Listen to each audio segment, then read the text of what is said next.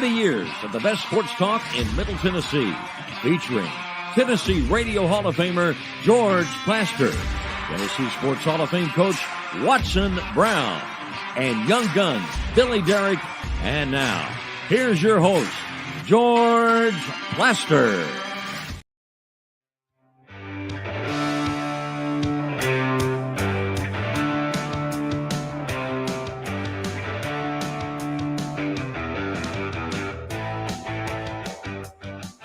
Hello again, everybody. Welcome in.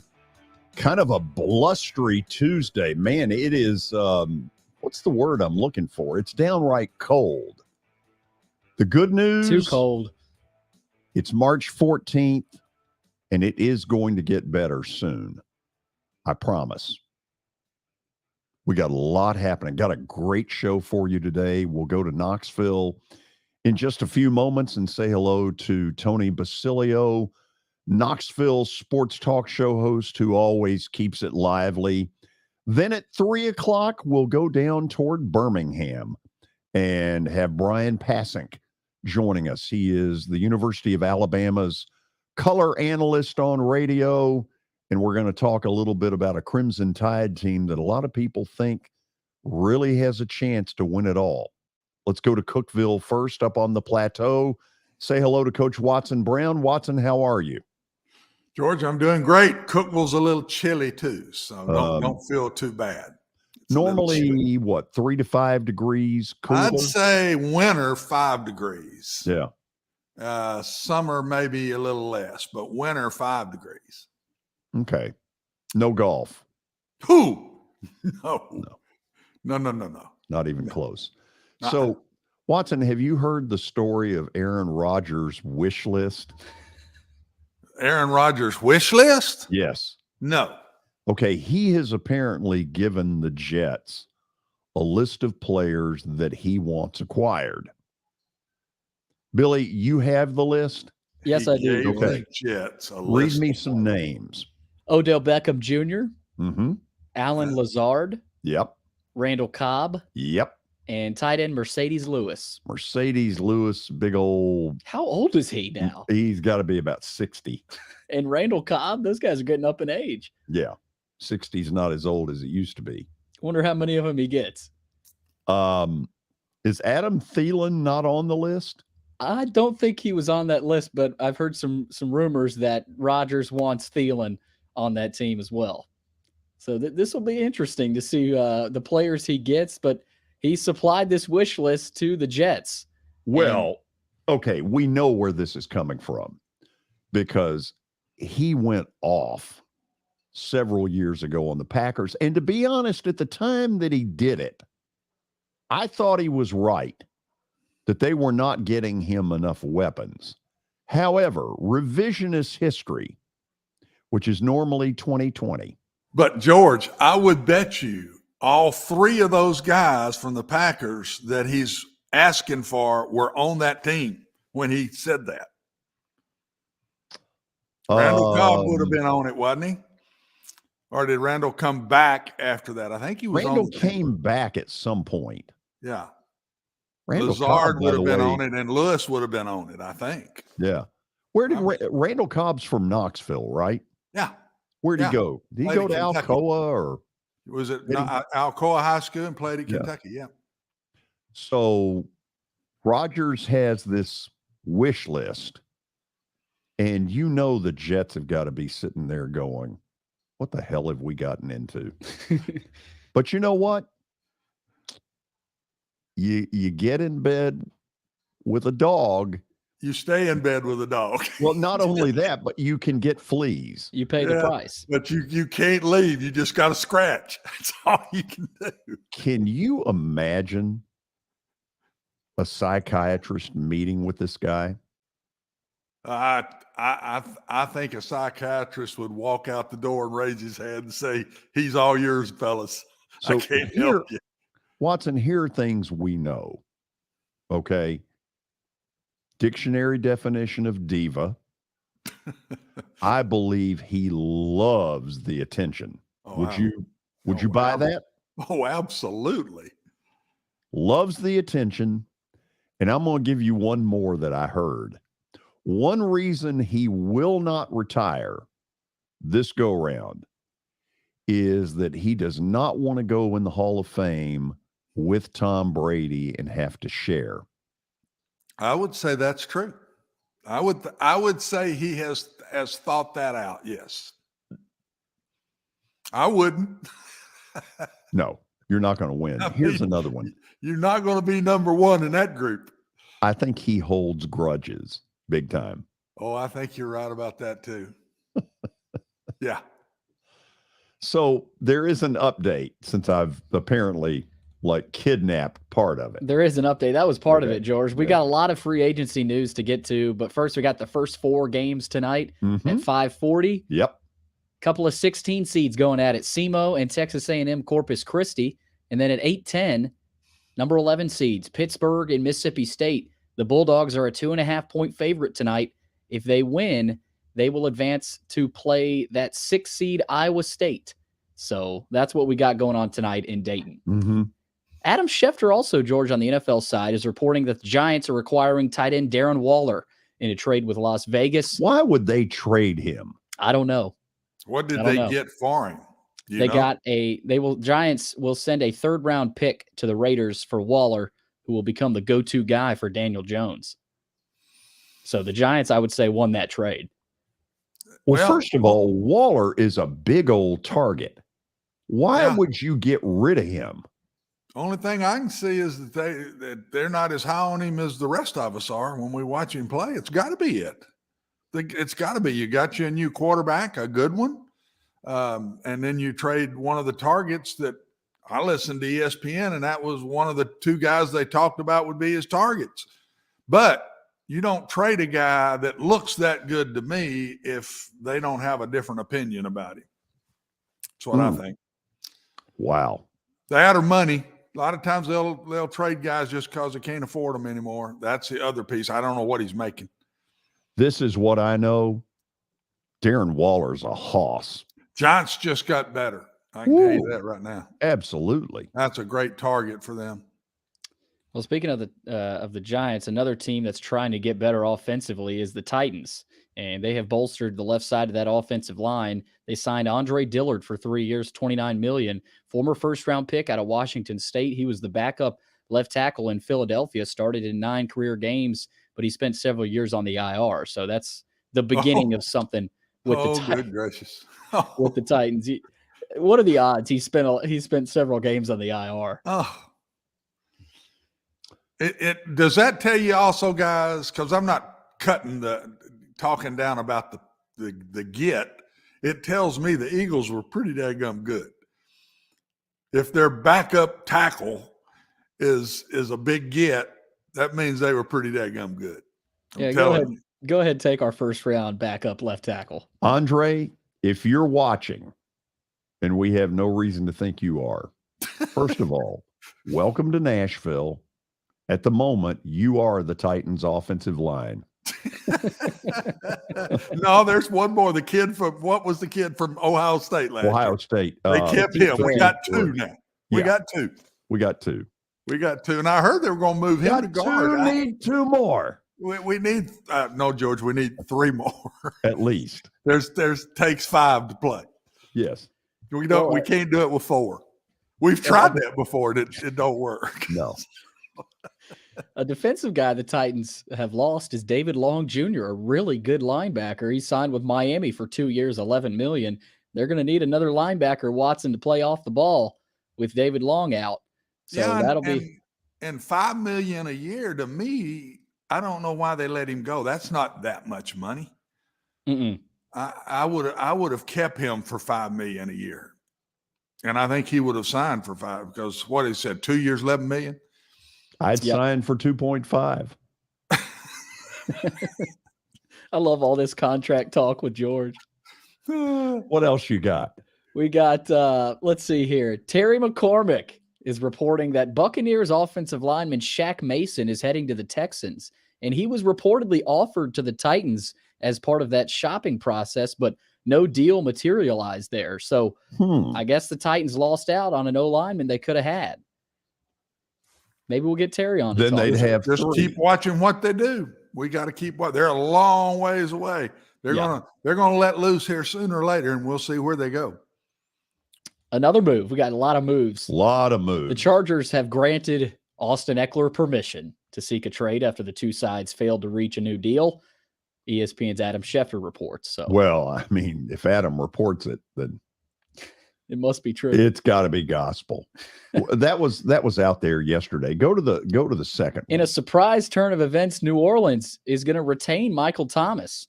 Adam Schefter reports the sides have agreed to a 1-year, $10 million deal that could pay Thomas up to $15 million. So yeah, but it's really not a surprise. I mean, I'd be doing everything I could to keep him. It's called Derek Carr. Yeah, they need targets. And did you all see where Winston is back with the Saints? Is staying with the Saints? How about that? I never would have thought that to happen. Winston and Carr battling it out in New Orleans. No, it won't be a battle. No, he's going to be the backup. That's amazing that he would accept that. Is there a reason they kept him, Watson? You think as a staff, do they want it to be competitive with Carr, or do they? Well, you want the best backup you can get, Billy, and I think he's a really good backup. And if his mindset's okay with it and attitude's okay with it, I'd keep him. I think he's a fantastic backup quarterback. I do. It's hard to keep a good backup like that too. I mean, there's hard some to find starters. Much There's less some starters in the league not as good as him. No. Oh yeah, there are. I agree with that. And I mean, the Titans are in a good spot too right now with Dobbs / Willis. I guess probably Dobbs, but we'll keep That's going to be an interesting to watch. That'll be interesting in the spring. Show me, George. One more piece I want to get y'all's take on. Well, good. This is exciting. Not NFL, but McNeese State has hired Will Wade. I think we touched on it a little bit yesterday, but David told me early on, and David, maybe you have a couple more details here, but he's going to serve a suspension early on in the season for McNeese State. David, do you have any other details on that? Yeah, I think it's going to be a 5-game suspension for Will Wade. Start next year. So Will Wade grew up here. His mom and dad, Sissy and Frank Wade, I know a little bit. They're really good people. This had to be tough for them to watch as this whole process played out. First of all, good for him that he's been able to get back into the business. You hope that this time around, maybe he's a little less reckless than he was at LSU. And because he can coach basketball. Yeah, he can coach. He absolutely can coach. So Yeah, so there's that. Maybe that's a stepping stone for him. But that's all I got, George. Okay. You mentioned Vandy and Yale tonight. Oh, I did not mention. You did not. Vandy and Yale tonight in the NIT. Did you mention the Preds in Detroit? The Pred, man, I'm off my Or game. as Crispy calls it, Detroit. Big one for them. They need to start a streak here. Here's what's weird. They're hanging in there.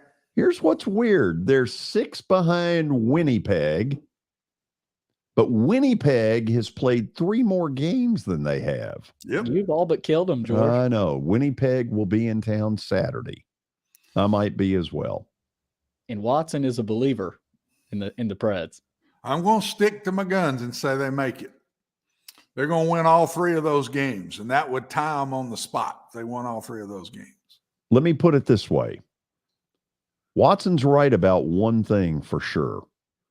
A 3-game winning streak tonight, Thursday night, Saturday. All of a sudden, this gets a little more interesting. And George, I'm sure you've been watching them. I see them off and on. They just look like they're playing harder to me. I think they are. Maybe that's just an image I'm looking for, but they just seem to be playing harder right now to me. Yeah. And we look a little more athletic. I don't know why I say that either. I'm sure not the one to be judging that, but that's what I see. I sure see them playing harder. I'll be there tonight. I'll judge for myself. Judge for yourself and let me know if you see that. Okay. Also, George, real quick, there's more. AP All-American team in basketball has been announced. Purdue's Zach Edey, Indiana's Trace Jackson Davis, Kansas's Jalen Wilson, Houston's Marcus Sasser, and Alabama's Brandon Miller. Tell you what. 5 pretty good players. Yeah. Houston plays without Sasser. Watch out. Maybe they beat Northern Kentucky, but after that, I don't know. Auburn and Birmingham. Yeah, well, you don't know that either. Yeah, we don't know that either. We don't know that either. David, you got something? Yeah, I'm going to end the update. Last piece of information. You guys asked about Adam Thielen. Apparently, reportedly, he is discussing a contract with the Kansas City Chiefs right now. Ooh, That's just what they need is more wide receiver That's help. not fair. More help for Patrick Mahomes. That's So not fair. let's watch out for Thielen to the Chiefs. I'd be looking at him. Why wouldn't you? If Nobody's asking me. Rand, if you're out there, we haven't met yet, but I'll pass on some helpful tips. some Okay. GM advice. We go to the break and we start with one of our newest sponsors, and that, of course, would be Action 24/7 Sports. So the question is, are you betting either the NBA or March Madness? Well, judging by the looks of things, probably March Madness. Something like 45 million Americans do that. Today at Action 24/7, use promo code George. That's right, I have a promo code. And get a 300% deposit match up to $20 on your first deposit. Action 24/7 is Tennessee's only locally owned and operated sports book. Why do I say that? These folks are your neighbors. When something happens that you need information, you need a decision, you simply call them. They will get back to you. That's what good neighbors do, and they want to be a good neighbor. So download the app or visit action247.com to start the winning, and please bet responsibly.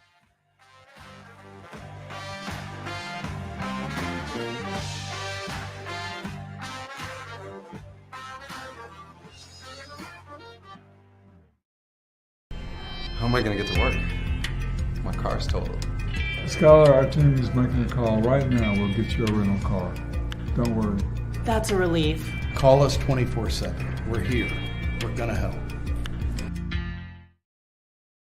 Year number 2 of the Plaster and Friends Celebrity Bowling Night was awesome.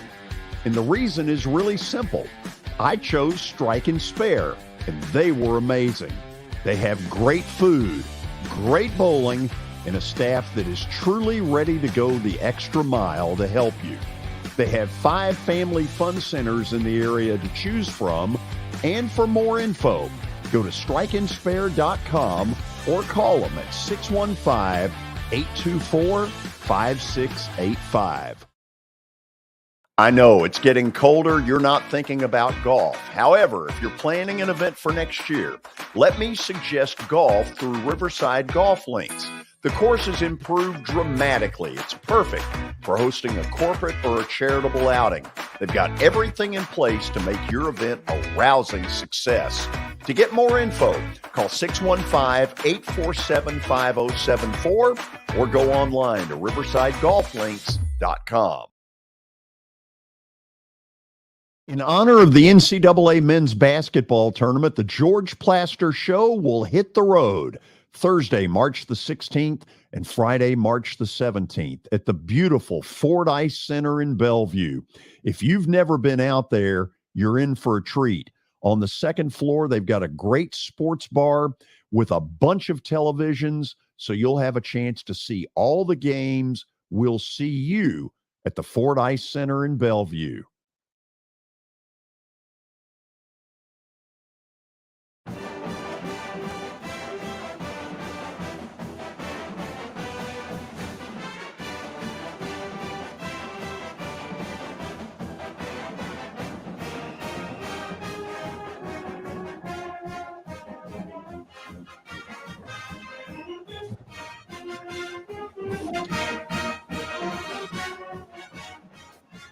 Okay, we're back. We are awaiting a visit from Knoxville sports talk show host Tony Basilio. I'm trying to think, is there a scenario where he told me he wasn't going to be on and I don't remember? I don't think that's the case, but I can't swear to it. Here's the matchup, George. Okay, let's talk about this. There he is. So I didn't forget something. Watson, in your opinion, how far is Tennessee going? I don't think they can get past Duke. That's the one. Yeah. They didn't get a good draw to me. I just can't see them getting past Duke. I think Duke's a better team.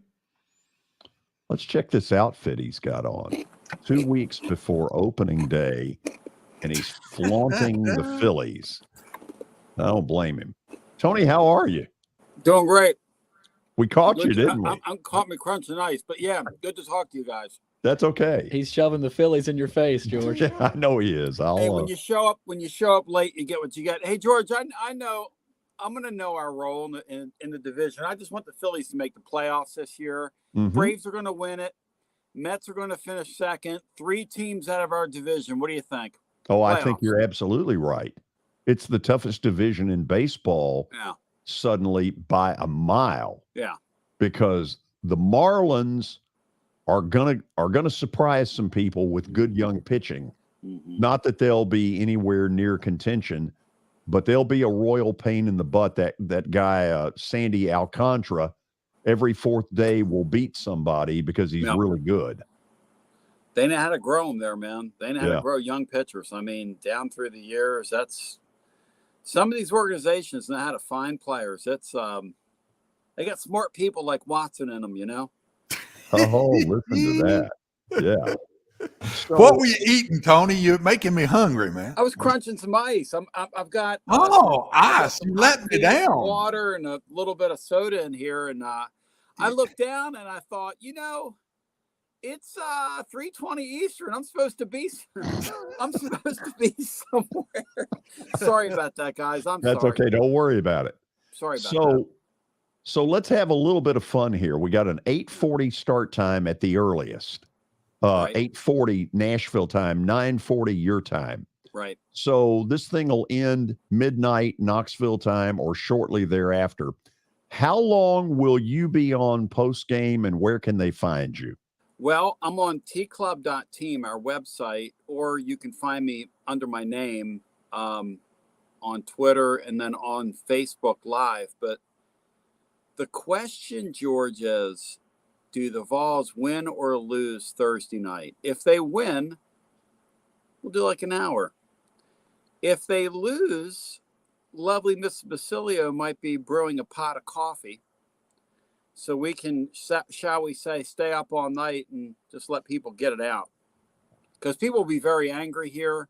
The problem Tennessee has, and you saw this last week in that SEC tournament, is without the Ziegler guy, take a quarterback away from a team, it's hard for them to close out close games. And 3 times now they've gotten to the last couple of minutes and they've fallen apart. They won one of those games, but the other 2, they can't get a field goal. And that's a problem. And you're not getting a proper shot. And, look, Rick Barnes has kind of a checkered past in March. This year, I'm not sure how fair it is to expect, even though Tennessee's going to be favored in their first 2 games, they'll be favored every game up till probably they play Purdue in the Sweet 16. But I'm not sure how fair it is to think that they're going to beat either Duke or Roberts, whoever comes out of that other game. So I think Tennessee can maybe win a game. But based on what I saw Friday, based on the way they've closed games, based on what I saw against Auburn, if it's a close game Thursday night, I don't know that they win that game. They've got to run away from that Louisiana team to I think win Thursday night. Tony, given the injuries that they've had, have they not gotten to a point where Vescovy almost has to hit 4 or 5 threes for them offensively to really go off? That's exactly right. I mean, or see, you've got Josiah Jordan James up there on the graphic right now. Mm-hmm. The truth about him is that in their wins in the NCAA tournament, he's been a double-figure scorer. In their losses, he's been literal wallpaper. I mean, he's almost an offer in their losses.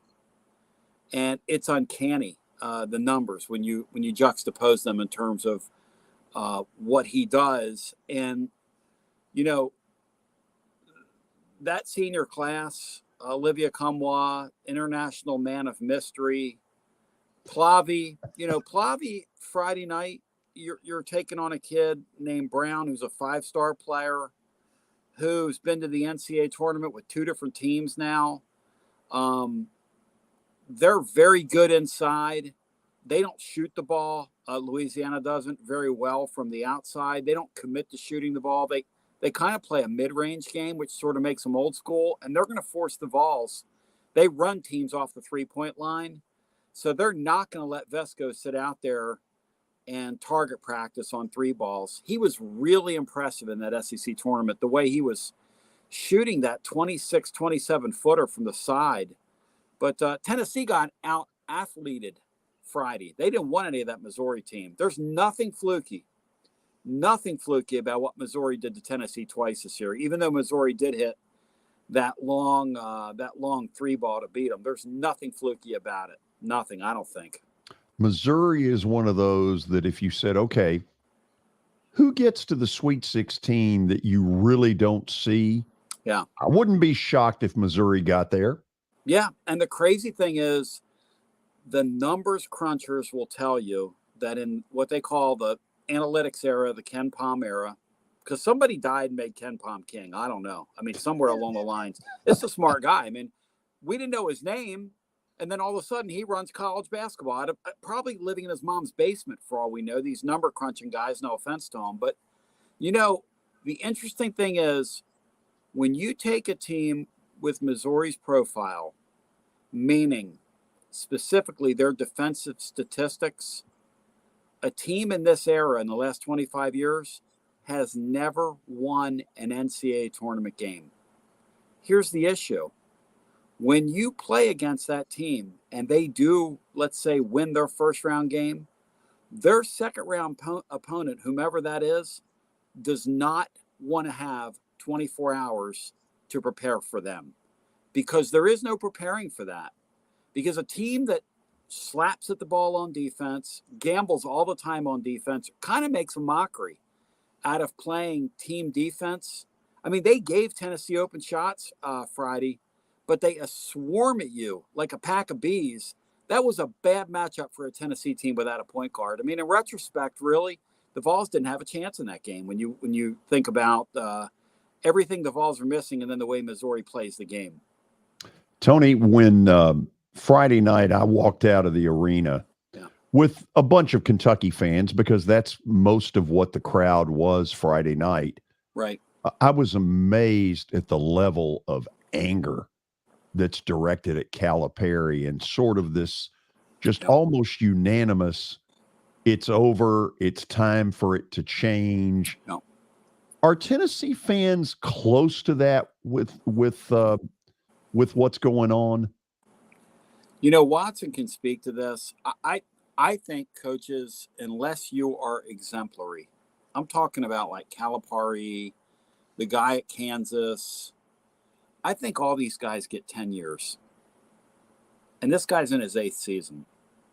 So they're getting close because fans have heard your jokes. They've seen you. They're kind of tired of looking at you. Unless you win at a big clip and hang a banner, and I mean hang a banner in March, not SEC tournament. I'm talking about hang a banner. The they big get tired of you. I mean, you know, Dave Odom told me one time on the air, I asked Dave Odom about it. He's a real honest guy. I said, Dave, what's a shelf life? We were on the air. I said, what's a shelf life? He said, to me, 10 years. When I was at Wake Forest, 10 years. Back of my mind, 10 years. Because I know, and he said it, people just tired of looking at you after 10 years. Unless you really, really, really win. And most people are not going to go out on their own accord in the coaching profession. Either of the college, either in basketball or in football. 10 years to me is about your shelf life in this era we're living in right now. And you think about it, Watson, we had 3 in our backyard that beat that shelf life. Kevin Stallings at Vandy, Jeff Fisher with the Titans, Barry Trotz with the Preds. Mm-hmm. And I think all of them would agree with exactly what he just put out there. Yeah, Lou Holtz would always say in football, it's 5. It's 5 years. And the other thing I think that happens, you have that really good year, whether you win the national championship, you win your first conference championship, something like that. Then it really gets it. And then if you kind of go back a little bit under that, boy, they jump on you fast. It seems like if you're not still doing this, if you don't have the rise still going, they get after you. There's no doubt in my mind. I stayed 12 years at UAB, and most of the other times I was short timer as a head coach. But I just think it gets stale to everybody. I also think sometimes it gets stale to the coach, that it's time for him to take on a new venture and get his blood flowing again, because it's easy to kind of fall in the trap of here we are. And so, yeah, I think Tony's hit on something that is really, really big. And I think that's why if I was Calipari, he's got probably the best basketball job in the country. But at the same time, I'm not sure I wouldn't be wanting a new venture and give something else a shot, whether I go to the NBA or I take another really good college job somewhere. I'm not sure. I think more as the coach than I do the fans trying to get rid of the coach. But when you're sitting in the doldrums and you're not getting anything done with it, take a look and see why. What is the reason you haven't made progress? And if a coach does that, part of that may be looking in the mirror and see his motivation, not his work ethic, but his motivation. And there's a big difference in those two, in my opinion. Well, you're right on it. And, these regular season guys in basketball, these regular season coaches, like Barnes is great at it. I mean, Barnes knows how to coach his teams. He's not good in March. You know what's funny? He almost took that UCLA job, right? And Cronin took it. The knock on Mick Cronin at Cincinnati was he can't win in March. Mick Cronin takes that job, and they're March Warriors now. They've gone through 2 tournaments. I mean, would any of us have predicted that? Cronin was telling a mutual friend, he said, I didn't realize I came out here and I'm energized by it. I was energized by moving. Now, at Cincinnati, basically, they were going to push me out. I knew they were. So when Barnes turned this gig down and they came to me, it's UCLA. But he had no idea they were going to win at this clip. And some people think they're a trendy pick to go to a Final Four this year. And, I just look at that and I say, it's interesting. Spurrier stood before the podium and he said, hey, about 12 years later, up there in Florida, he said, I've done everything I can do here. I'm going to the pros. Everybody was like, you remember how shocked we were when he left? You're going to do what? You're going where?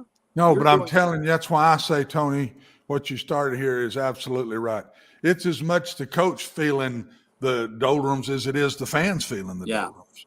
But I don't think the coach accepts it when the fans accept it quick and they're after the coach. The coach doesn't look at it the same way. And I think that's mistakes that are made. Okay, let me throw this at both of you. Made as coaches.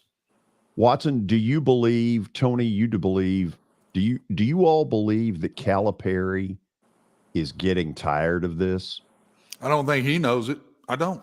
I listen to him. I don't think he knows it. Know it. And I'm telling you, you don't. You coaches are weird birds. They can put on a mindset, and it don't matter what anybody says to them. They got a mindset, and they can't be talked out of it. I'm telling you. They compartmentalize. Telling you. Compartmentalize the criticism, the whole thing. I remember when I left Vanderbilt, guys, and I told George this the other day, Tony. I didn't realize how tired I was. That really got to me, and I wasn't winning enough games of what I wanted to do. I was wearing myself out. I'm all over the country recruiting. I'm never at home. And I know a week, 2 weeks after I wasn't there anymore, I looked in the mirror and said, I'm wore out. I am but I didn't know it at the time. Coaches are just, we're mindset people, and we're weird birds in that way. And in a lot of ways, it hurts us, in my opinion, as coaches. It's dehumanizing. Yeah, it is. And in the era we're living in now, where these guys are making tremendous amounts of money. I mean, your brother never dreamed in a million years. Oh, heck no. When he started, I mean, somebody would give him that kind of money to coach football. It's crazy. But here's the thing. Fans, when they see what the guy is making, don't understand there's only one championship in each league. And they really don't care. I've really said that when care. the money started, Tony. I said it when the money started. The first thing that's going to happen here, and I don't feel sorry for coaches that are making that money, but first thing that's going to happen, they're going to say, well, we pay you that kind of money, you ought to win everything. I mean, paying a man extra money don't make him win more games. I mean, a coach is already given his heart and everything he's got into trying to get it done where he is. Paying him more money don't make him better. I don't understand it, and I sure don't defend coaches that start fussing. When I hear them fussing about this or that, I will hear it. If you don't like it, get out. But the money you're making, how are you fussing about anything, man? Well, George has heard this, and I've had this happen to me, where coach will bitch at you and say, you guys on talk radio. And I said, well, wait a second here. Before there was 24-hour talk radio or these quote-unquote shows, all the shows, before that, guys, you guys were making a couple $100,000 a year. Yeah. And when this thing kind of became a lifestyle, when people started, really paying attention to it, and it became it took on a life of its own, and sports radio had a hand in that, making this thing a little bigger than it was. I believe that. And all of a sudden it exploded. I don't hear them crying when my favorite thing is this story. I don't know if you guys caught this. The thing about Brian Kelly, where they sent him an extra $1 million. Did you guys see that, LSU? No, but share it because I didn't see it. You haven't heard this? Okay, no. So Brian Kelly this year, there was a story in January. One of the papers did down there that last calendar year, whenever the fiscal year was, they sent him an extra $1 million. The university had to go to Brian Kelly and say, hey, we paid you for an extra month during our fiscal year last year, so we need $1 million back from you. And Brian Kelly came out and said, hey, I didn't notice, we didn't notice that you paid me an extra month's pay.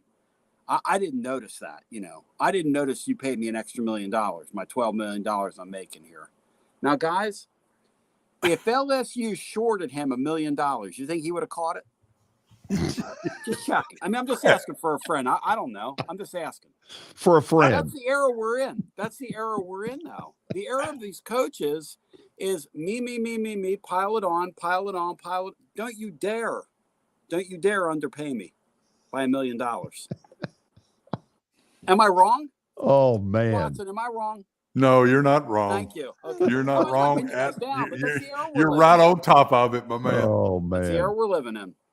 So, Tony, one thing I've noticed, and I'll ask both of y'all this, all of the talking heads on Sunday night, every last one of them had Alabama in the Final Four. And I don't know if it's the kiss of death. I don't know if it's for real. They sure look good in Nashville. What do y'all think? I think they're in the Final Four. I wouldn't pick them to win it. I think they're in the Final Four. Look at Tony. Is it a black eye? Watson, if they win it, is that a black eye for the game? Depends on how it comes out, Tony. I still think there's stuff in this we don't know. That's the way I feel about it. And it's going to come out sooner or later. But I just think there's more to this than meets the eye. Good or bad, I don't know. But I just think there's more to it that's out there. And when this gets closer to court and whatever's going to go down, it's going to come out. See, George, that's the thing I wonder is the folks at the NCAA, if a game's close, that's the one thing about basketball. All it takes is an official to blow a whistle here or there, get you in a little foul trouble, get you off the floor. Oh, that can affect football too, my man. I'm telling you. Okay, sorry. Seemed a little bitter about that, didn't he? Don't you dare single out basketball. Don't you dare, because I'm telling you. This is verbal, brother. This ain't physical. I'm sorry, man. So, at the end of the day, though, you blow a couple whistles, you get them off the stage. Although, You know, college basketball is so starless these days, guys, that Alabama could be a great villain. If they stayed on the stage for a long time, it could make for huge TV ratings if you stop and think about it. Well, they got the best player in the game for He's a great player. 3 weeks. He is a They great have player. the best player in the game, and he's right in the middle of the controversy. So there's Yeah. no telling where it goes. And they're excellent. I mean, they're were excellent, so and good in have the Nashville. best player in the game that can do So everything. good. He's Oh, they're 6'9" so and good. can do everything. So I mean, good. It really likely is. doesn't come out in Birmingham, but when they move to Louisville to the Sweet 16, that's when if it's going to get nuts, I think that's when it's going to get nuts. You know, the crowds over there.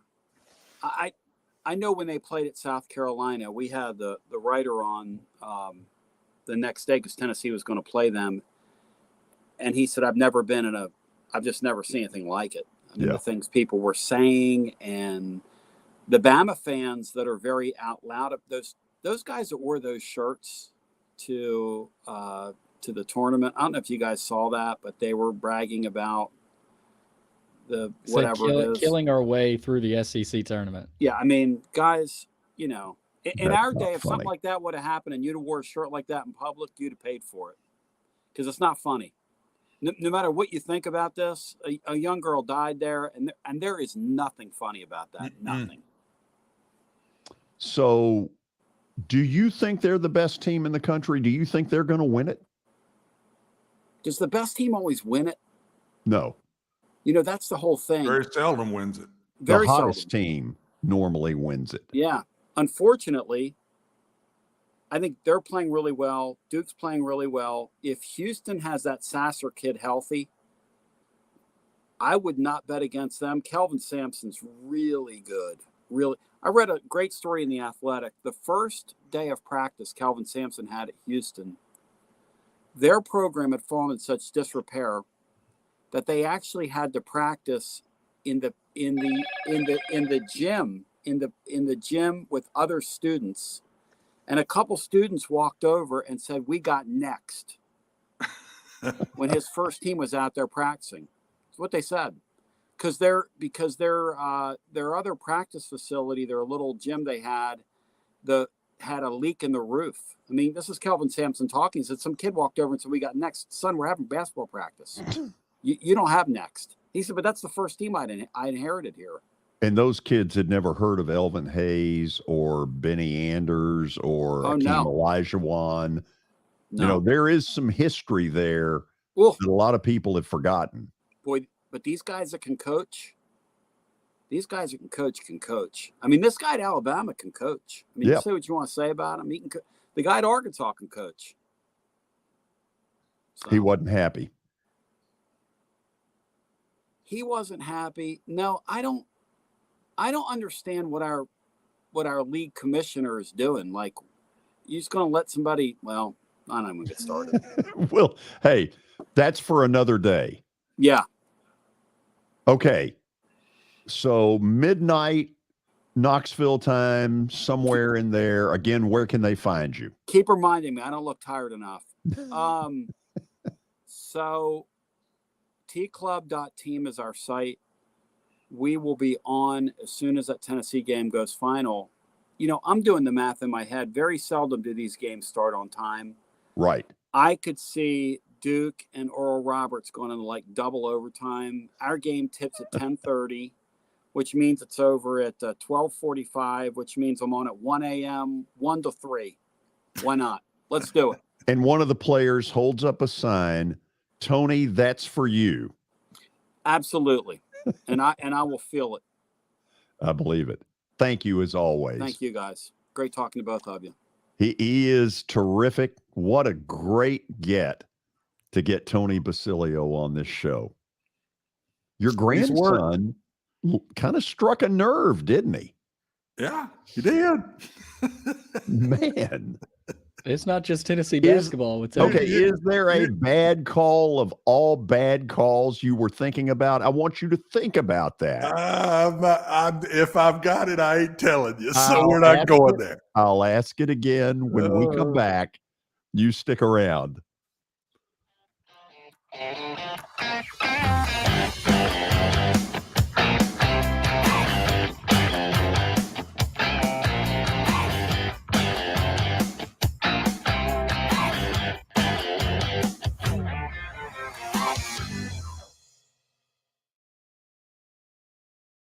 As the trusted premier custom home builder in Middle Tennessee, Donnelly Timmons has over 20 years of experience in the industry. Whether you're looking to build your dream home or renovate your current home, their team will ensure that every client and every remodel is unique, luxurious, and completed on time within budget. Founders Dustin Timmons and Joey Donnelly have over 25 years of construction experience in the Nashville area. Together, they have completed projects in Forest Hills, Oak Hill, Green Hills, Franklin, and Brentwood. Dustin and Joey believe that communication is the most important aspect of all construction projects. Therefore, they personally manage each project themselves and are involved in job site activities on a daily basis. Their commitment to quality and integrity has earned them an outstanding reputation among their clients. Contact them to set an appointment for a free consultation or to view some of their completed projects. Give them a call at 615-456-7983 or log on to DonnellyTimmons.com.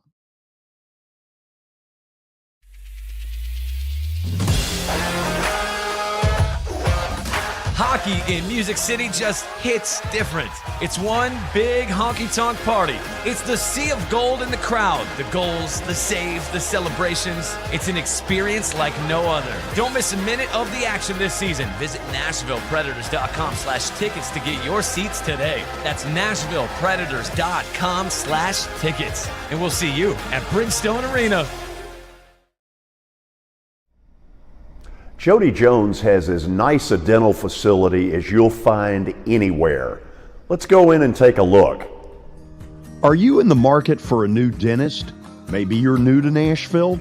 Well, the place to go is Jody Jones Dentistry at 55 Music Square East, and their new facility is absolutely state-of-the-art. Jody mixes quality with comfort for the perfect dental experience. He's trusted for his creative design and committed to both the function and aesthetics of your smile. Jody is simply the total package. Don't wait. Make an appointment now at 615-259-5100. Family owned and operated for more than 2 decades, Alaco Fine Wood Floors is Nashville and Middle Tennessee's choice for premium quality hardwood floors. Since 1995, Jimmy Alaco and his army of employees have embodied the approach of taking pride in one's craft and providing superior customer service, growing from a one-man shop to a team of 23 professionals who share the founder's passion for quality craftsmanship and customer satisfaction. If you are interested in contacting them, you can find their headquarters at 2505 Winford Avenue in Berry Hill, or give them a call at 615-356-0303. Again, that's 615-356-0303, or log on to AlacoFineWoodFloors.com. Alaco Fine Wood Floors, serving Middle Tennessee's hardwood flooring needs since 1995.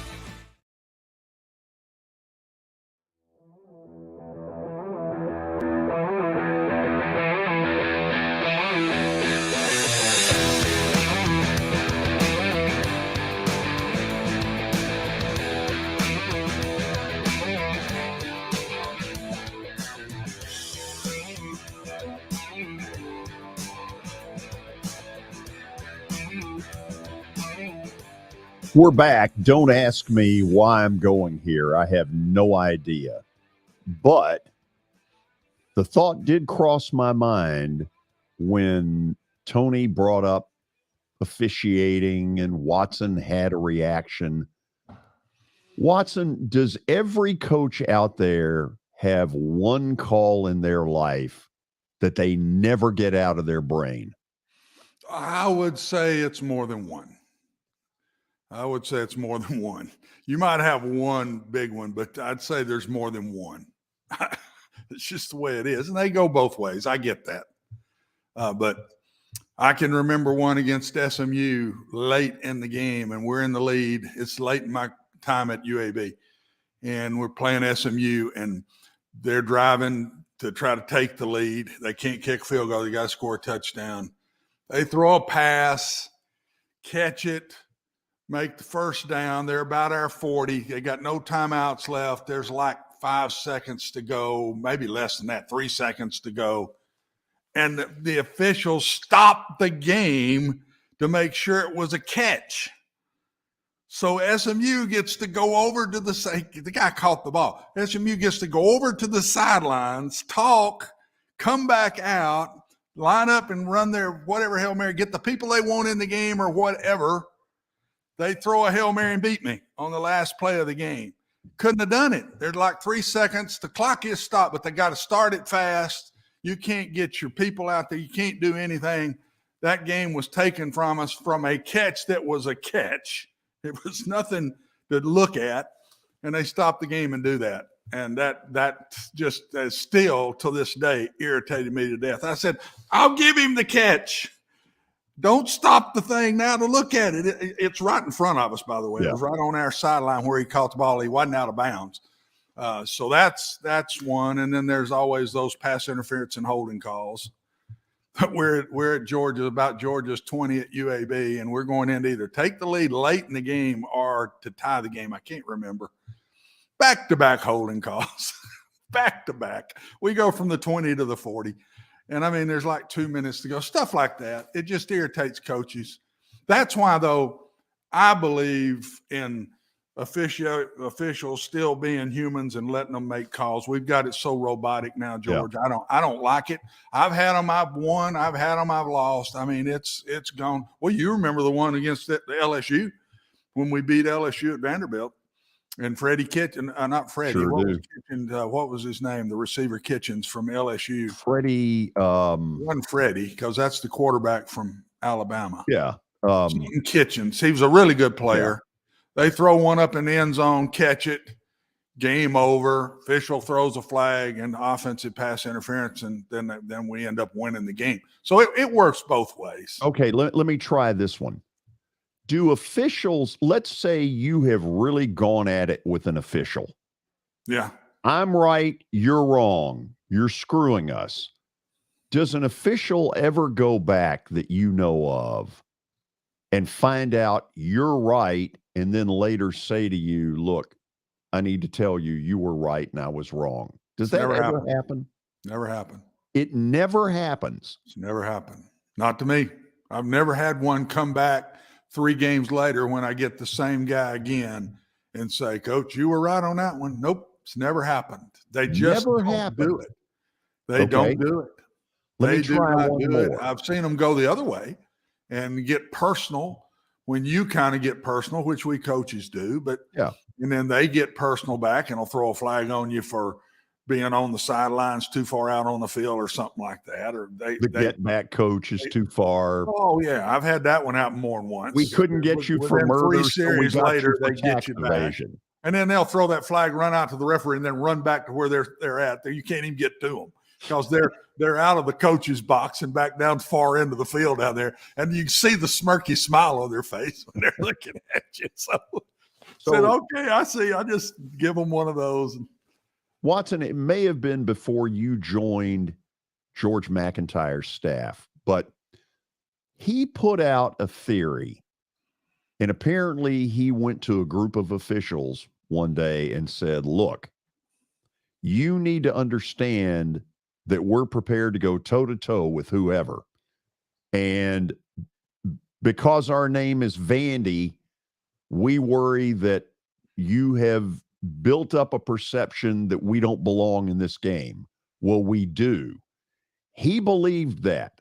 Now, I'm not doing it on Vandy. What I think saying is, if a lesser team and a considerably lesser team plays a team that's considerably better, do officials get human and say the little brother doesn't belong in this game?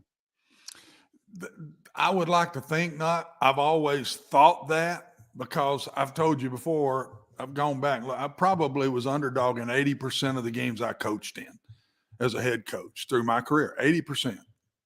And so I was an underdog a lot, George, and I always thought I can remember and there'll be fans remember this one. We've got Alabama beat Dudley Field. By the way, it was Brian Kitchen. Brian Kitchen. There you go. That's it. And we had Alabama beat, and we're throwing in the end zone. It's blatant pass interference on Alabama, puts us on the 1-2 yard line to win the game. And I mean, there's like 2 minutes, minute and a half to go in the game. And they don't throw it, and it was blatant. And that's what I thought that night. How are they going to let Alabama lose to Vanderbilt here? It ain't happened since '69. So, I mean, how are they going to let it happen? I've thought that. I don't know that that's fair. I have no proof of that. There's never been an official tell me that.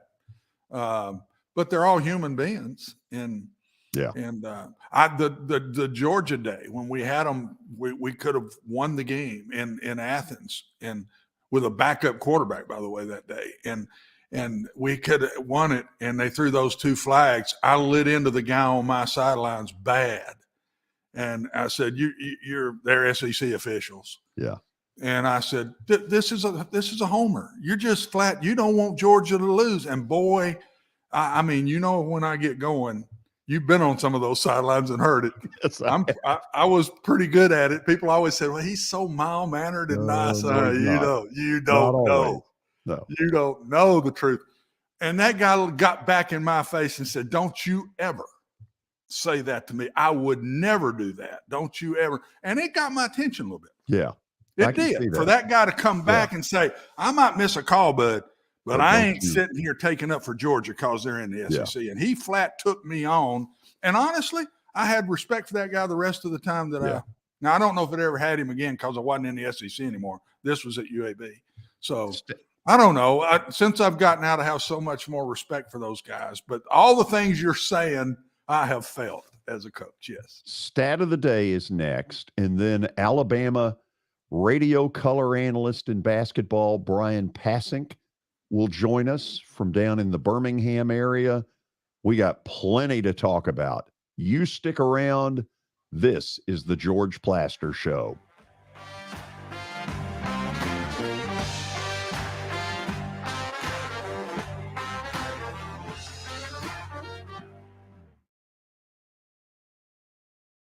Hey, thank you for meeting with me today. The insurance company has made an offer. Already? How? They've offered you the entire policy. Thank you, Blair. You're so welcome.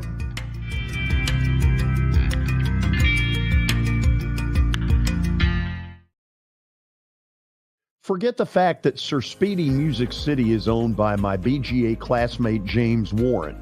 Their work stands on its own merit. James and his staff do incredible work, as evidenced by the huge banners at the Plaster and Friends Celebrity Bowling Night. If you're looking for quality to help your marketing and business communications, and you want it at a reasonable price, these are your folks. Call them at 615-832-9511 or go to print at sirspeedymusiccity.com. And be sure to tell them Plaz sent you. This is my buddy and former Nashville Sounds PA announcer Eric Berner. I always laughed in the old days at Greer Stadium when I would walk in, Eric would immediately play my favorite song, Van Halen's Jump.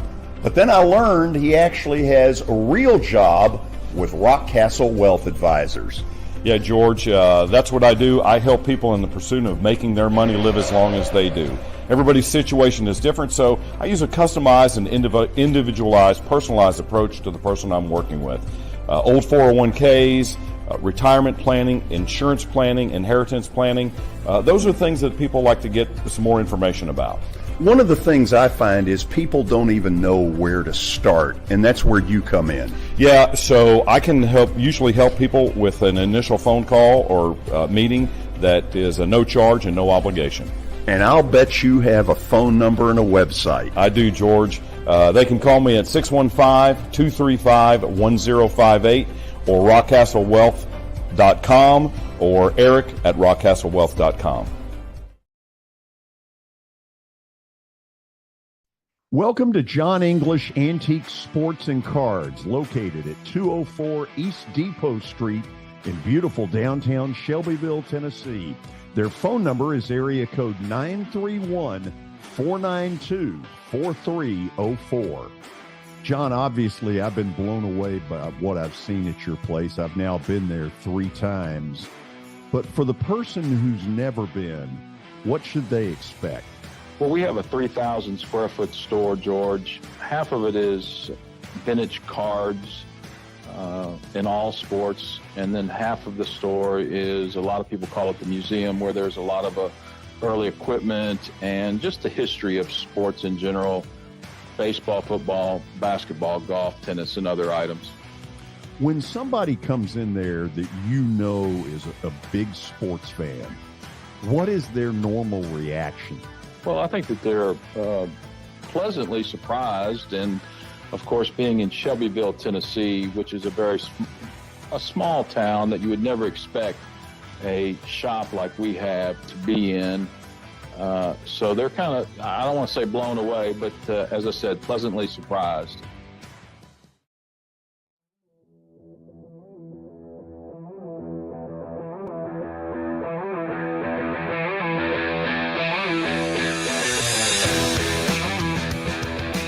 Welcome back into the George Plaster Show. We got stat of the day coming up, but first, latest Titans news. They are expected to sign former 49er linebacker Azeez Al-Shaair, according to a source. So that's a backup in San Francisco. There's your David Long replacement. So we'll get more into that a little bit later. But first, stat of the day brought to you by John English Antique Sports and Cards out in Shelbyville. You can find him at 204 East Depot Street, or give him a call at 931-492-4304. All right, let's see what David's got cooked up for us today, and we're going March Madness. The number 15 seed has advanced to the Sweet 16 3 times in NCAA tournament history. Can you name the teams that reached the Sweet 16 as a 15 seed? You know what? Hold on. Let's have a little fun here. I think he's ready. Let's just bring Bryan Passink into this as well. You're going to rope him in? Well, yeah, this is an opportunity for him to get embarrassed right with us. Brian, how you doing? I'm doing great. I was trying to come up with something in case I was asked. And how many were there? How many? 15? 3. Okay. Isn't Florida Gulf Coast one of them? Yes, 2013. All right. My first guess is Florida Gulf Coast. Can I cheat off your paper? I like it. He'll fit into this show beautifully. Richmond? Did they I don't remember that. Richmond, who did Richmond beat? Well, Syracuse? Richmond beat Vandy once. Richmond beat somebody. Listen, What I about don't want to. Princeton, guys. Did Princeton do it? No. Did they ever get that far? No. I don't want any upsets in this tournament. Let me just make it very clear. No, I'm sure you don't. What was St. Peter's last year? So you guys are close. You got Florida Gulf Coast. That was the latest. That's the latest one. Yeah, the next two are recent.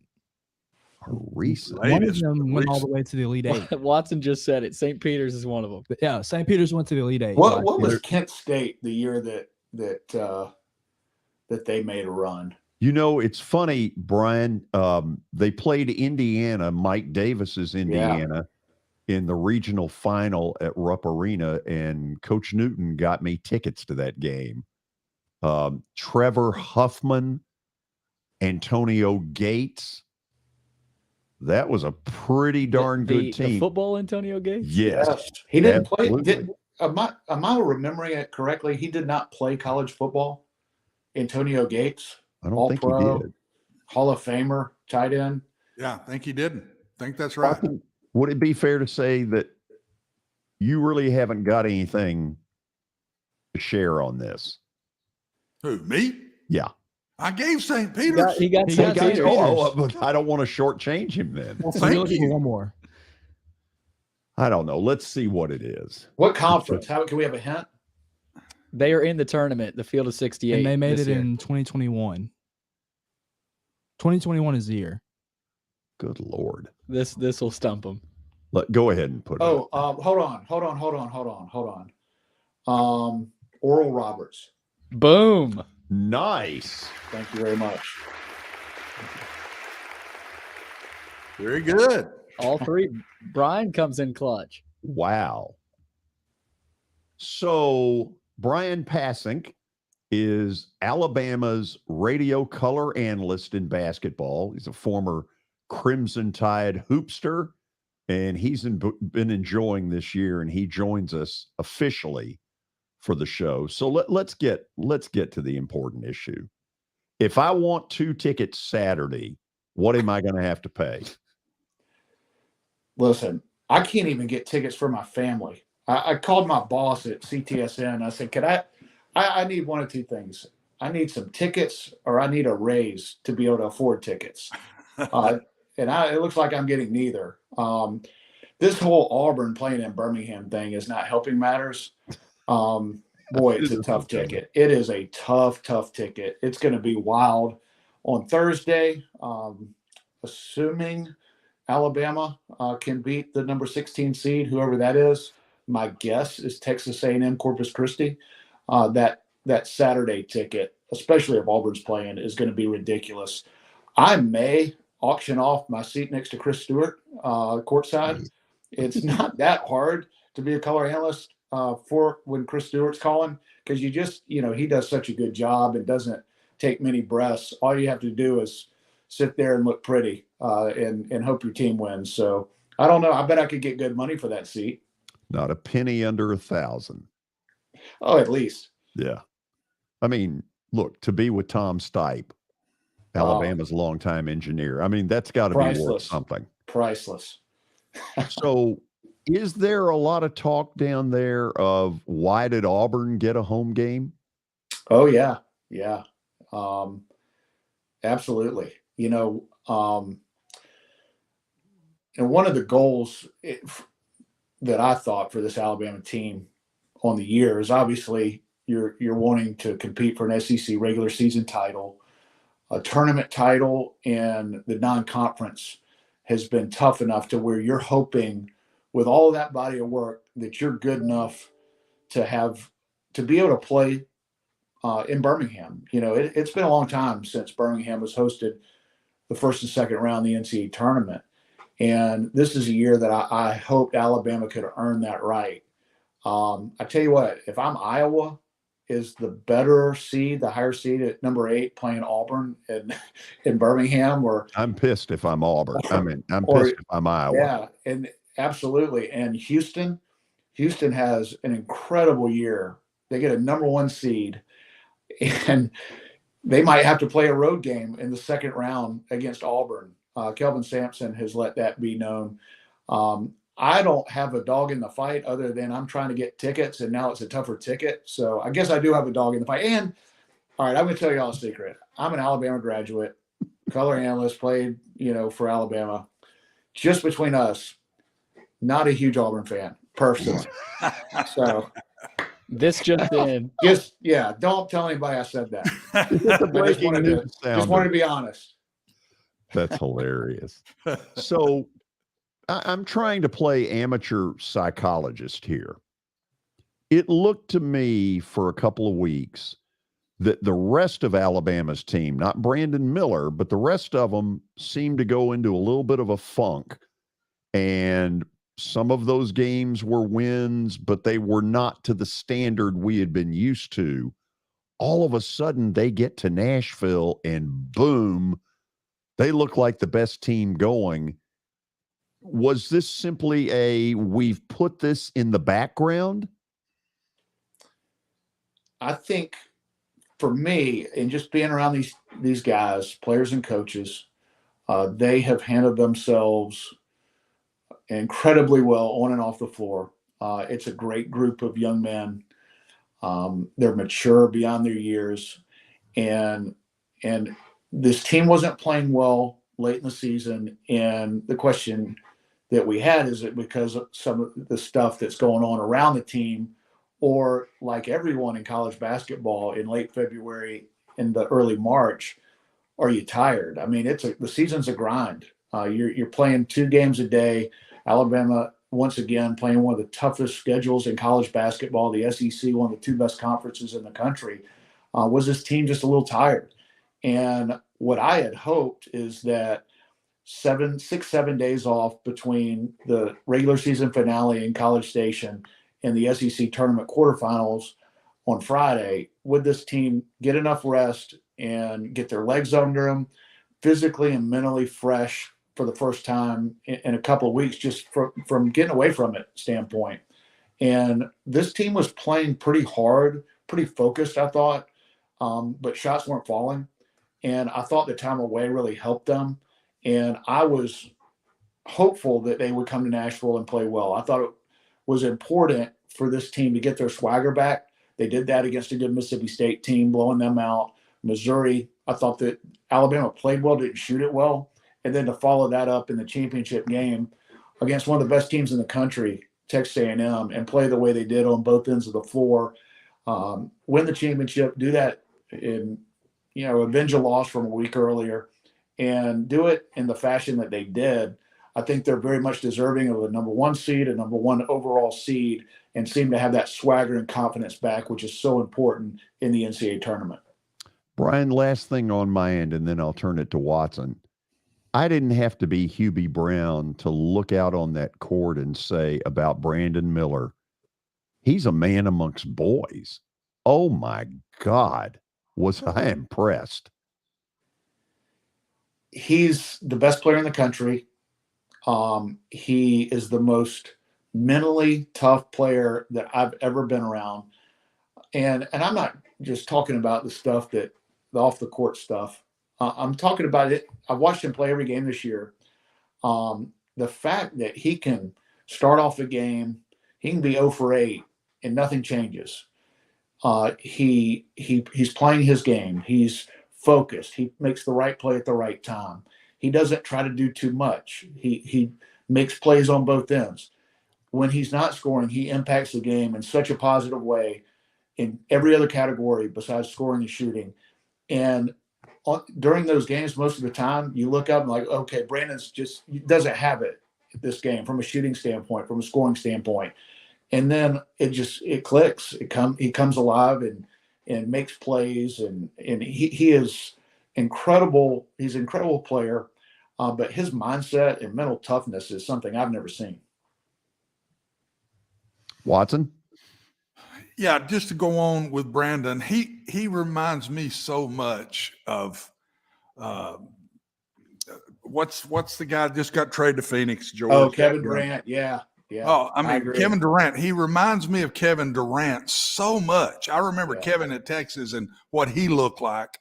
I'm not sure that he's not a little more well-rounded than Kevin was and is a little more athletic. I think he handles the ball a little better.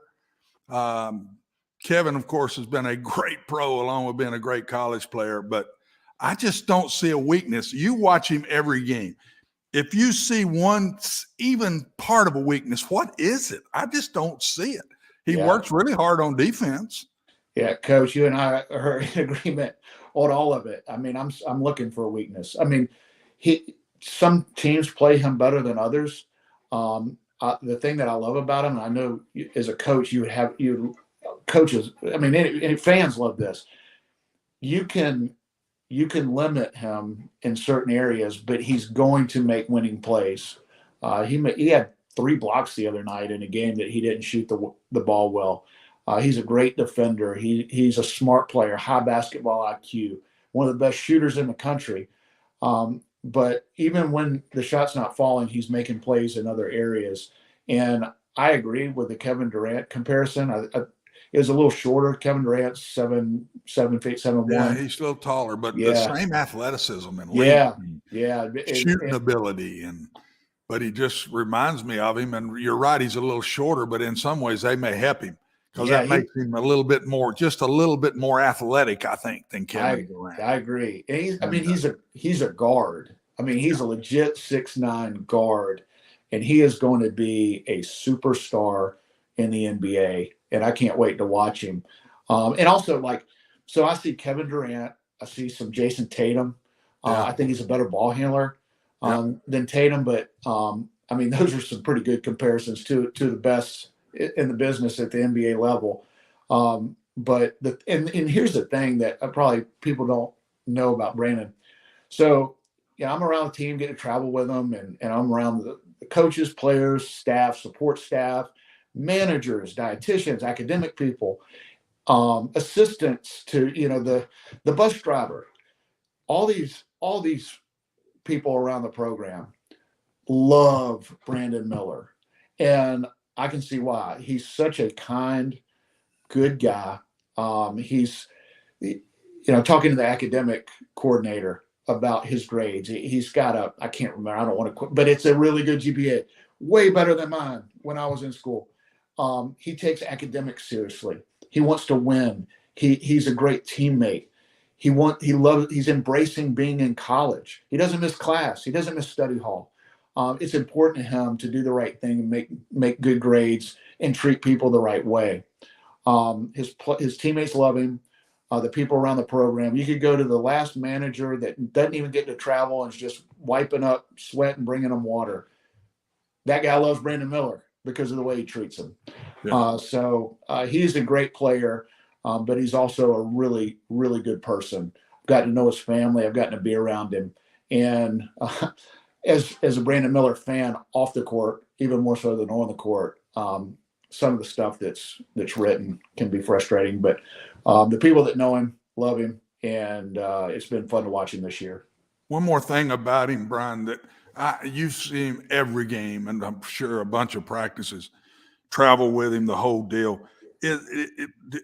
Have they posted him down very much at all this year? Because that seems like it'd be another thing he could just eat you up at 6'9" with his athleticism. I haven't seen much of that, but I only see him in maybe the big game. So have they used him that way much at all? They have when they put a smaller player on him. And Brandon's such a high basketball IQ guy. It doesn't need to be called from the bench. He just backs his man down, and they have to come with a double team or he scores. I mean, he's the leading freshman scorer in college basketball. He does it a lot of different ways, takes what the defense gives him. But opposing coaches are real hesitant to put a smaller guard on him because he will back him down and take him inside. And the other part of his game that's underrated is you look at Brandon, and he's a young player, freshman. He's not physically dominating. He's not a big, thick, strong type player. He's thin, he's wiry, he's really strong. I mean, he finishes through contact. He's had, I don't know how many and ones he's had this year, but he can score through contact, and he really is underrated from a strength standpoint, and that'll help him next year in the NBA. Yeah, and he's also really good with his left hand, Bryan. Really good. Yeah, won the South Carolina game. All those off balance shots he's put up with his left hand, I'm going, wow, that's special right there. Flip it up high on the glass and it falls right in. I mean, I just see things. One last thing quick, George, I wanted to ask him. Sure. You've seen him all year.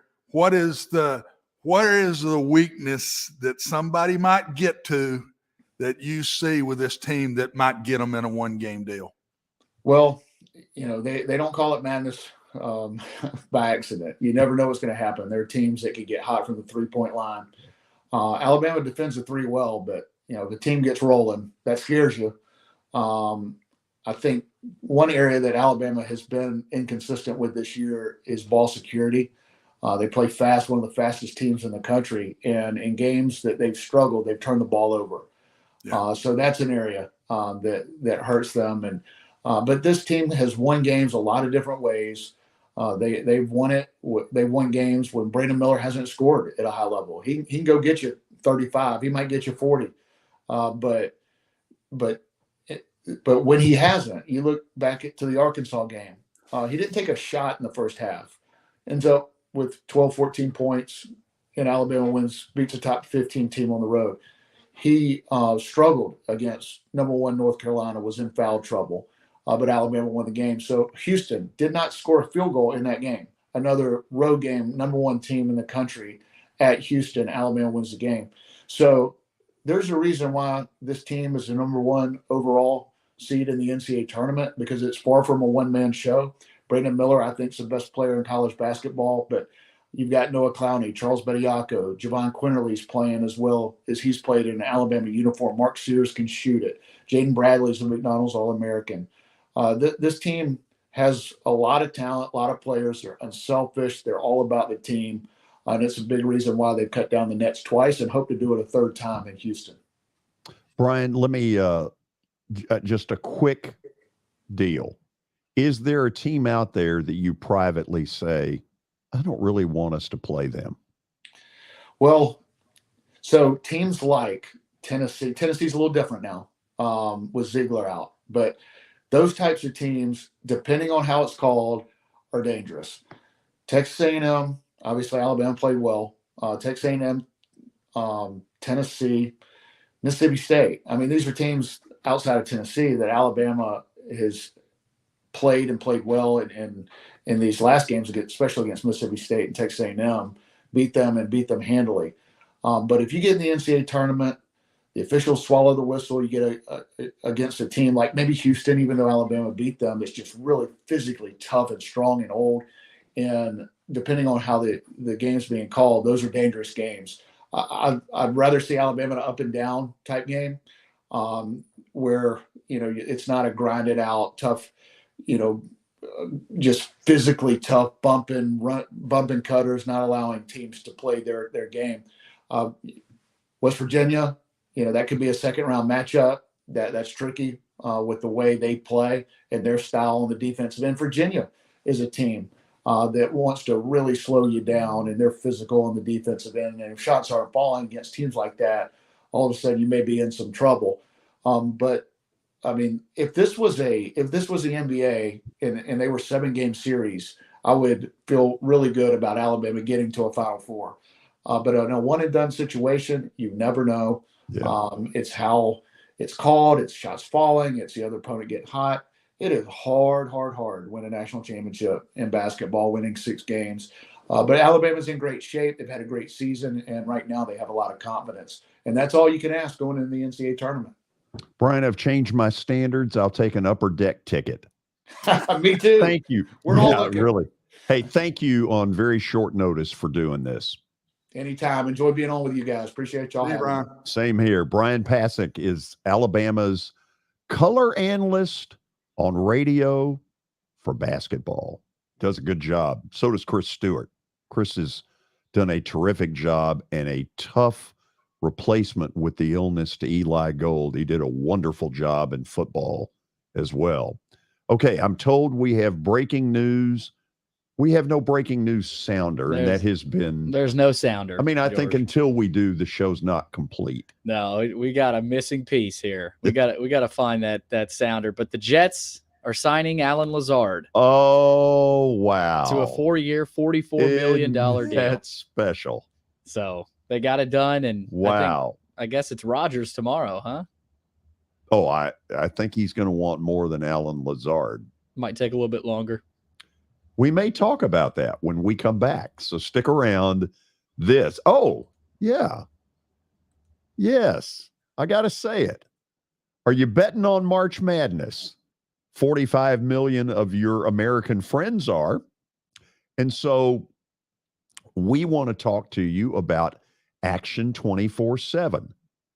Use the promo code George and get a 300% deposit match up to $20 on your first deposit. Action 24/7 is Tennessee's only locally owned and operated sports book. And you know what? The reason I keep bringing that up is because these folks are your neighbors. They want to be neighborly. They want to treat you well. If you place a bet and you got a question or you have a dispute, you simply pick up the phone and call them. They will get back to you. And not always can that be said. So download the app or visit action247.com to start winning. And please bet responsibly.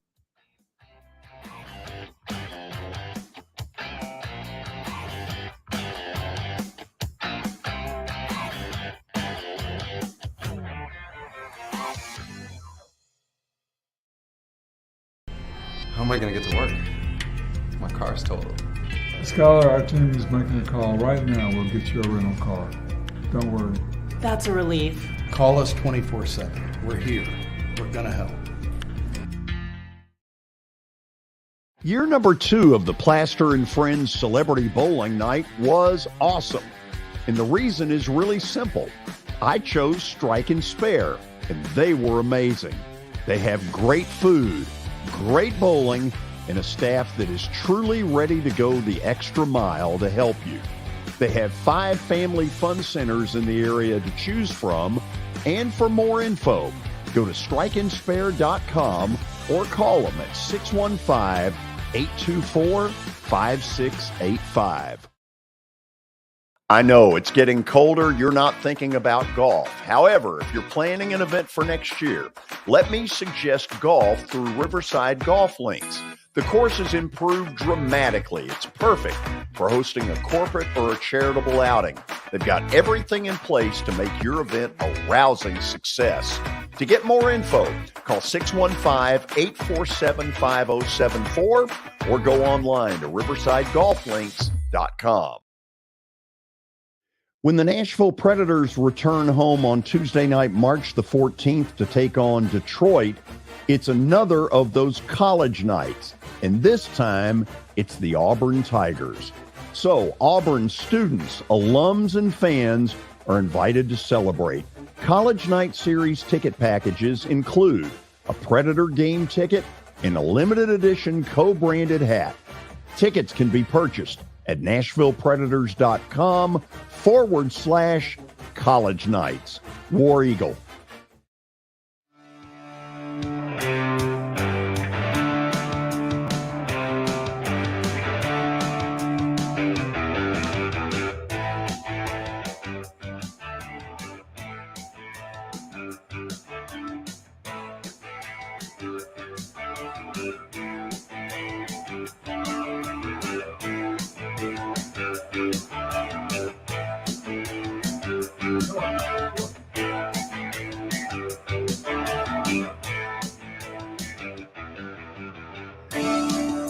Okay, so the late news that's in has the Jets basically trying to do what Aaron Rodgers wants done. Go ahead and repeat that news, Billy. Alan Lazard has signed with the Jets to a 4-year, $44 million deal. Okay, now I would assume, Watson, that Aaron in the Osama bin Laden cave that he's in, or whatever darkness thing he's in, is interpreting that as them trying to do what he wants, right? Oh, yeah. Okay. So I think we would all assume that the Jets and Aaron Rodgers will eventually end up happening, right? Looks like it to me. Okay. So in recent years, he has been a complete diva. He's been a royal pain in the butt to Green Bay. They thought a year ago when they signed him to this massive deal that was the end of the foolishness. But clearly at the end of the season, he had other ideas, went into his cave, had herbal tea 16 times a day. I don't know what he's doing, but are the Jets going to get a better Aaron Rodgers or exactly the same stuff that Green Bay's had to put up with? I think it's up to the Jets. That's what I think. It's how you let him walk in the door. And if you're going to open yourself and just let him run the whole show, you'll get the same Aaron Rodgers, in my opinion. If you lay some guidelines down and here's the way we do things, and we want you, but you got to fit in with what we do. And if they handle him right, George, I think you won't see that. But if they open the floodgates up as soon as they start not playing well, the old Aaron Rodgers could show again. But isn't that basically what has happened here, is that they have opened the door and said, okay, we didn't go after Derek Carr enough. We didn't go after Garoppolo. You are the man. Doesn't this invite him into the same kind of behavior pattern? Well, I mean, it's like recruiting. I go recruit a guy, and maybe some of the things I'm saying in recruiting, but when you walk in the door, here's the way it is. And I think that's what's going to be the big piece here. Yeah, they've been recruiting him right now, but I think that when he walks in the door, if they'll say now, I go back to Russell Wilson. You let Russell Wilson have his own coaches. You give him an office. I mean, for God's sakes, is the guy walking in the door as the head coach now doing that? No. So it's going to be the Jets' way of handling Aaron Rodgers, because I think if he's handled proper, Aaron wants to win, and I think he'll be open to doing the right thing to try to win and everybody be on the same page, because I think he's got a burr on his shoulder that he wants to prove the Packers wrong, that they let him down and didn't bring in the right people in his last few years. And I still got it, and I want to prove it. So I think they got a chance to get a really good Aaron Rodgers. By the way, Taylor Heinicke just signed with the Atlanta Falcons. That's an interesting one to watch, because at the moment, the only other quarterback is the second-year Desmond Ridder, who had a decent go at it late, but I don't think anybody was just gushing, going, oh, Desmond Ridder's the answer. But Watson, let's go back on this. Would you not feel that Russell Wilson is more rehabilitatable from Diva World than Aaron Rodgers? No, I won't go there. I won't, because I think both those men are winners and they want to win. And if they feel like the right things are being done and they're under a good package here and the way we do things and the people we do it with, I think both of them are rehabilitable, if that's a word. Rehabilitatable. Rehabilitatable. Thank you. I got close. That's pretty close. Rehabilitatable. 7. Do we even know if that's a word? That's not a word. Multisyllabic. Well, you know what I meant by it. So yeah, I think they're both winners. I think they'll listen if they feel. It's like all my players used to say that went to pro ball, and I'd ask every one of them, what's the difference? How is coaching different? Coach, if we believe in what we're being told by the coach we're coaching and he can make me better, I'll do anything in the world for him. If I don't think he can make me any better, he's going to be gone pretty quick. I think Aaron Rodgers will walk in the door the exact same way, man. If these guys can make me better and I can win a championship again, I'm willing to do whatever it takes to do that. So you believe that Robert Saleh, and I'm going to use the intestinal fortitude to basically sit him down and say, I'm not putting up with it. This is how it is. I hope so. He'll do that. I hope he does, because that's the best for the Jets and the best for Aaron Rodgers. That's what needs to happen here.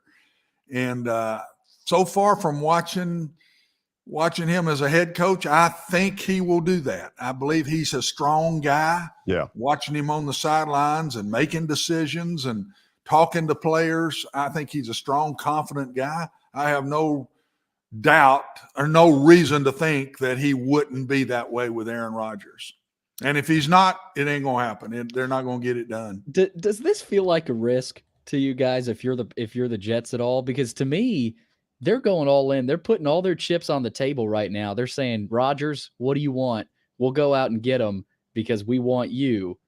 Like, I've heard a lot of people out there, especially on ESPN, saying that Jets, watch out, watch what you're getting. And I'm sure they do have to a little bit, but I don't know if it's much of a risk, because if you're the Jets, what do you have to lose? Well, where it's a risk, I think, is hurting your future. Watch what they give up for Aaron Rodgers. So if they give up a lot of their future draft picks and things like that, then it is a risk for their future. That's where it can hurt. It's not really a risk right now to me, Billy. I agree with you, because they haven't been any good and they hadn't had a quarterback. Aaron Rodgers is going to walk in the door and be better than anything they've had in quite a while. He could play semi-poorly and be better than what they've had. What do you think Green Bay's asking price is? I don't know, but I'll bet you it's more than we think. Oh, I bet it is too. And I bet you Green Bay's going to come out of this pretty good. You haven't heard a lot about it. Have not. That's what I'm waiting to see. Just what in the world did Green Bay get out of this? I think it's going to be a ton. Now, let's get a little closer to home. What do you make early of what the Titans are doing, or can you see any pattern here at all? No, big question mark right now. And not of things they're doing. When are they going to do them is my question. They got to get started here pretty quick to me, George. And signing the San Francisco linebacker, that makes sense. It's where our GM just came from. He knows a lot about the young man and probably getting a really good player. But so far, I think there's just a question mark on when are they going to let loose, and let's see where they're headed. We keep hearing stuff with Derrick Henry. I don't believe it, but we keep hearing it. It keeps popping up here and there. And then the Ryan Tannehill thing is awful quiet. I don't think he's going anywhere. I just get the feeling there could be some big things coming here. I don't know why I feel that way, but they're sitting they're way in the back here, not doing much yet. And I just think they're fixing to bust out in style. I'm telling you. Why do you think the Derrick Henry stuff keeps coming up? Because I just think they hadn't closed the door. I don't think they've closed the door. I think they're looking for a home run. I think they're looking for a home run that we got the world here for Derrick Henry. We got to go do it. And if they don't get that, he's not going anywhere. But I don't think they've closed the door with all the teams. He's still floating around, I think. I still think he's out there. If somebody were to make a move, I don't think anybody will. Because his style of offense that Derrick plays in, that he needs to play in, I don't see anybody else really in the league running that style of offense like the Titans do. He's back. Yeah. He's not offset that much. He is some. Most of his carries come from behind the quarterback, and it's an old I formation type look. And they need to get him going downhill to let him get that big body moving. So people, I think, would have to kind of change their style to take him, and I'm not sure that'll happen. If you're a Titans fan, are you concerned right now that there has not been big action? No. I don't have a concern. I have a question. When are they letting loose? I'm anxious would be my word. I'm anxious to see where they're headed. What's Mike's philosophy now? Because he's already let a lot of guys go that he played with and believed in last year. Ben Jones, Long. I read an article today where he didn't like Davis. I don't believe that. Did y'all see that article? Yeah. That Mike Vrabel didn't like him. That's a bunch of bull. That's where this stuff comes from. I'm anxious. I'm really anxious to see what they do and where they go, but I'm still positive about it. I'm not concerned or negative at this point. And I wouldn't be worried either because he's found replacements for these guys. You know, the left side of that line, Lawan. And he's got better than played there last year. Lawan didn't play last year. He got hurt first game. Right. Yeah. So the guy that played there last year, this guy's a lot better than him. And the Al-Shahir guy looks like a pretty good player. I know he was a backup. He would be as good as any linebacker they played with last year. Yeah. So far. Yeah. The two they've gotten, I think, are good gets. Yeah. But I'm with you, Watson. I think we're waiting on something big. I still feel there's something out there floating, man. I don't know what it is. I don't know. Maybe it's a big signing that we don't have on the radar that they're talking with. We just don't know. I don't know. I still say they need a free agent receiver and probably a draft receiver too. But I think they need a proven receiver, not an old guy that's been hurt all the time, a proven guy. Thielen being as good a one as out there. So I thought Thielen would be at the top of your list. Right now, I can't name one that'd be higher than him. I think he fits what they do well, too. He can go get a ball one-on-one. They need a guy that can go deep, take it away from somebody. They need that kind of guy, George. And then I'd add a little speed guy to it. If I brought in two, I'd get a go-get-'em guy that can go up and take it away, win the one-on-ones, and then go get me a little fast guy that can do a lot of different things with the ball. You got Burks sitting there, too. So bring me two more in, one go-getter and one speed guy. And then fix that offensive line, and I think the offense is okay. After the break, not only will we have Plaster bet of the day, but Watson, count with me. Uno, dos. Two bets. Two today. Oh, yeah. We got NIT and the play-in games, right? Yes, we do. Okay. We'll see where you go. Oh, it'll be close to home. Believe me. Stick around. Whoa. Yale? No.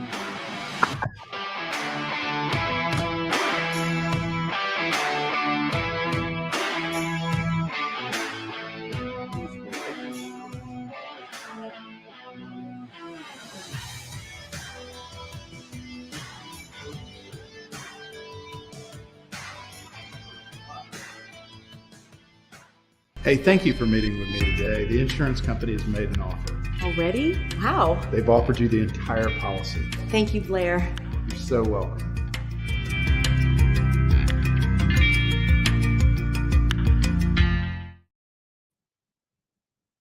As the trusted premier custom home builder in Middle Tennessee, Donnelly Timmons has over 20 years of experience in the industry.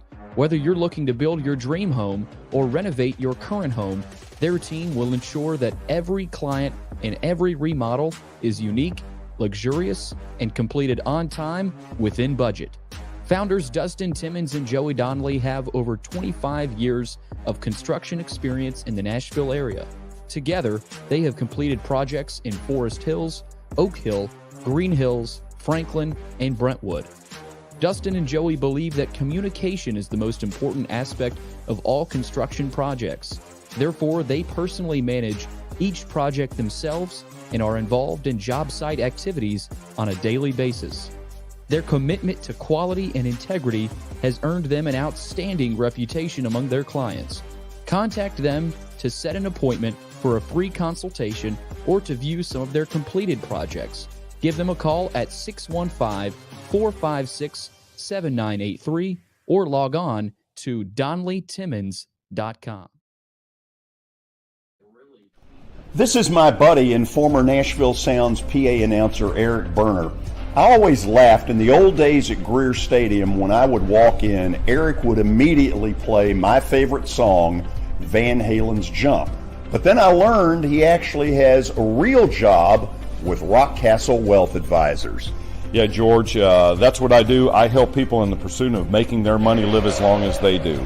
Everybody's situation is different, so I use a customized and individualized, personalized approach to the person I'm working with.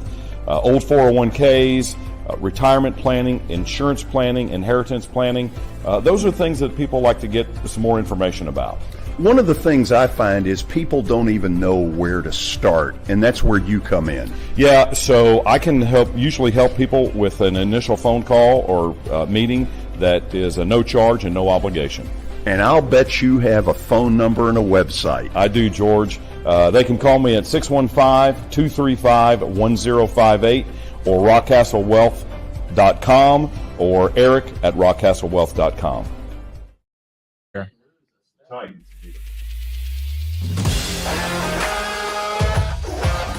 Hockey in Music City just hits different.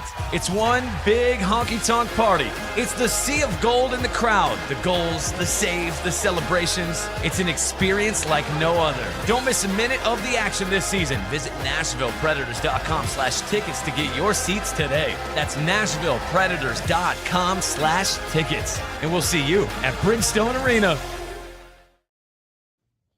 Family owned and operated for more than 2 decades, Alaco Fine Wood Floors is Nashville and Middle Tennessee's choice for premium quality hardwood floors. Since 1995, Jimmy Alaco and his army of employees have embodied the approach of taking pride in one's craft and providing superior customer service, growing from a one-man shop to a team of 23 professionals who share the founder's passion for quality craftsmanship and customer satisfaction. If you are interested in contacting them, you can find their headquarters at 2505 Winford Avenue in Berry Hill, or give them a call at 615-356-0303. Again, that's 615-356-0303, or log on to alacofinewoodfloors.com. Alaco Fine Wood Floors, serving Middle Tennessee's hardwood flooring needs since 1995. Jody Jones has as nice a dental facility as you'll find anywhere.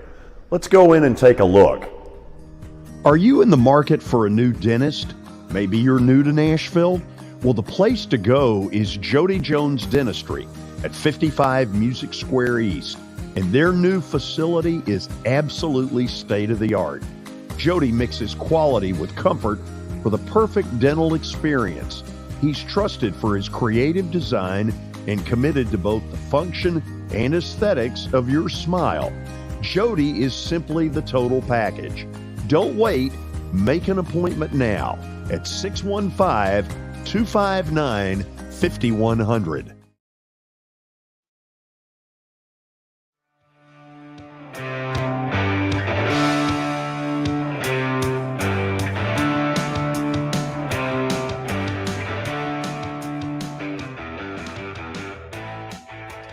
Welcome back in. Final segment on a Tuesday of the George Plaster Show. We got Bet of the Day coming up, brought to you by Bart Durham Injury Law. They are lawyers you can trust. Give them a call at 615-242-9000 or log on to bartdurham.com. All right, let's check out what happened last night with George's selection, and the Golden State Warriors got it done.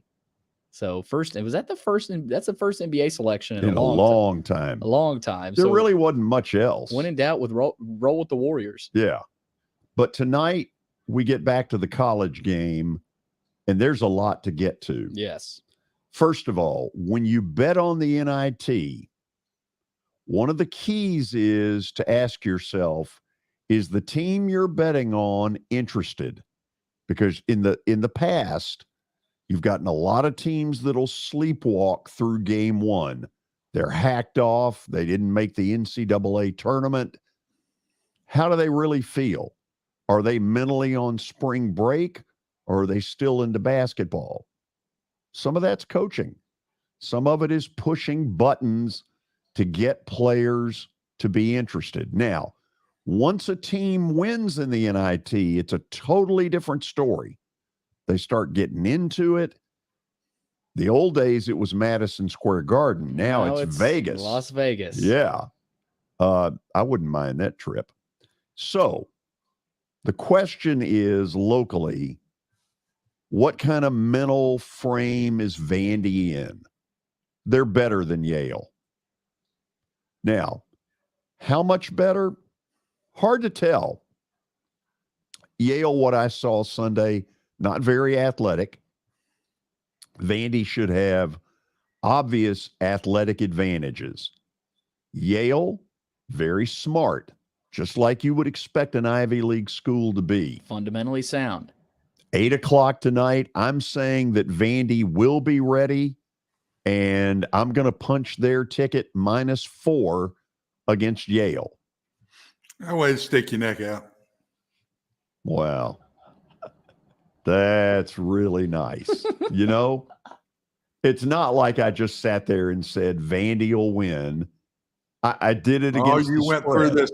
You went through this long resume there, and I could have said, geez, what is he doing here? Get it over with. Take Vandy and move on to the next one. The next one is Mississippi State. These are two teams, by the way, in this play-in game that Vandy is beaten.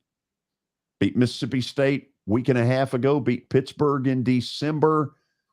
Pittsburgh apparently found something that we never saw here in Nashville to get to the NCAA. That was a big surprise to me. Also, I think the ACC is considerably weaker than it has been. So to move on the way Watson wants, we're going Bulldogs. If it doesn't work, give Watson a call. Dial him up at area code 931. You're so bad. Well, you are so bad. I don't like the attitude of, that was so I don't easy. disagree with this one, but the other one, to go through that long resume with Yale, I mean, my gracious alive. Well, then why is the line only 4? I don't know. It ain't near enough. I've heard you say that many times. This line should be reversed. Okay, so I don't know how many times I've heard you say that one. The other team should be favored. Could you put my record back up there, Billy? Oh, good Lord. Here we So go. that Watson can see this. Here we go. You know, you don't get to that record by being chopped liver. Let the front runner show up again here. Here we go. Pat yourself on the chest. And I don't like your attitude. What you know you I'm are right. doing. You know I'm right. You went through this whole deal about how hard this one is, but I'm taking Vandy and the points. Oh, man. This was really a hard decision for you. I know. You played that one out to the fullest, man. I'm sitting here giggling. I'm saying, what is he doing? We're out of here. Mark McGee will talk Preds tomorrow. Taylor Barnett will talk NCAA basketball. You need to clean up your attitude. I'll be watching, one of these games anyway. I'm sure you will. See all of you tomorrow.